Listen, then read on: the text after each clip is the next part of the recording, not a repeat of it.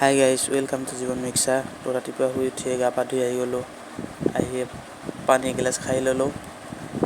পানী এগিলাচ খাই চাহ তাহ খাই কিনে আজি ৰবিবাৰ চব বন্ধ আছে কামো।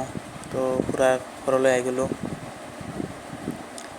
আহি পাই গ'লোঁ। এতিয়া আহি পাই টম পাকাত শুই আছে, বহুত গৰম দিছে না। তো আজি হ'ব গৈছে মাংস, ছাগলী মাংস গাইজ।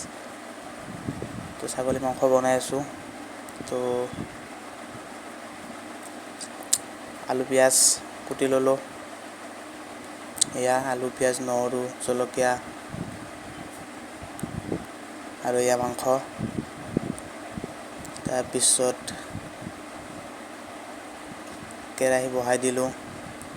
কেৰাহী গৰম হৈ গ'ল, তো তেল দি দিলোঁ। এতিয়া বনাবলৈ গৈ আছোঁ গাইজ মাংস, ছাগলী মাংস। আলু দি দিলোঁ তেলত। এতিয়া বনি আছে মাংস। ভালকৈ বনাব নাজানো, তো ছাগলী মাংস বনাই পোৱা নাই, বহুত কম বনাইছোঁ।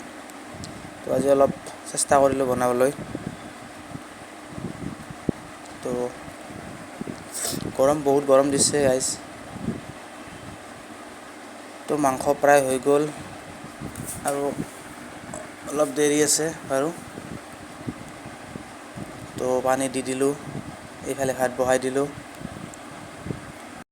তো গাইজ ভাত তাত খাই কিনে এতিয়া ৰাতিয়ে হ'ল, তো ঘৰ আহি পাই গ'লোঁ। আহিয়েই বিচনা ৰেডি কৰি ল'লোঁ শুবলৈ। তো আজি ব্লগটো ইমানেই আছে।